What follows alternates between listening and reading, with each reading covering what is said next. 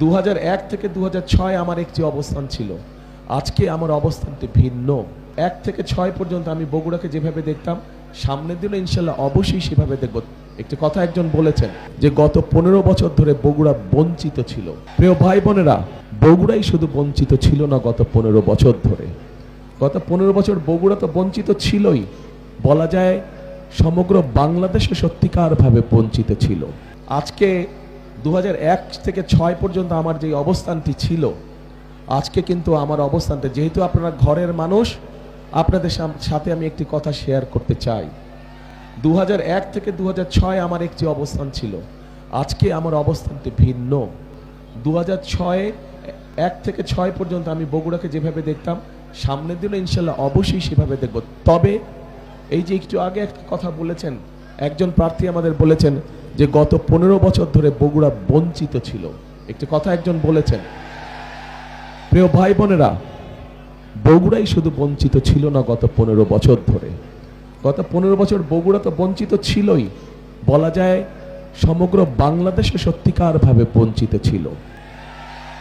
কাজে আজকে আপনারা যারা বগুড়াবাসী, আপনারা যারা বগুড়ার মানুষ, আগামী দিনে যদি আল্লাহ আমাদেরকে সেই রহমত দেয়, সেই সুযোগ দেয় দেশ পরিচালনা করার, তাহলে এই আপনাদের সকলকে চিন্তা করতে হবে যে শুধু আমরা বগুড়ার কথা চিন্তা করব, কিন্তু শুধু বগুড়ার কথা না, আমাদেরকে সমগ্রভাবে দেশের কথা চিন্তা করতে হবে। বগুড়াকে যখন আমরা সামনের দিকে নিয়ে যাব, ঠিক একইভাবে আমাদেরকে সমগ্র দেশকে সাথে টানতে হবে।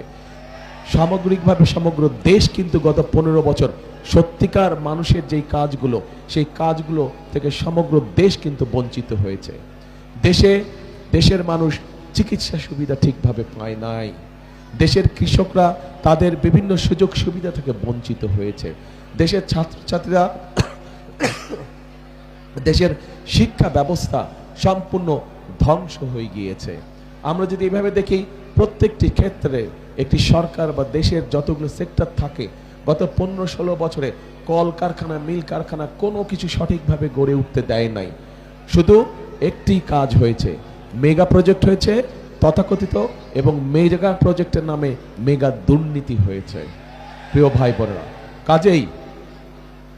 কাজেই আমাদের সকলকে আগামী দিন আল্লাহ রহমত দিলে আমাদের সকলকে সতর্ক থাকতে হবে। যেভাবেই হোক এই দুর্নীতিকে আমাদের টুটি চেপে ধরতে হবে, এই দুর্নীতিকে নিয়ন্ত্রণ করতে হবে, এবং দুর্নীতিকে নিয়ন্ত্রণ করার মাধ্যমেই আমাদেরকে দেশকে সামনের দিকে এগিয়ে নিয়ে যেতে হবে।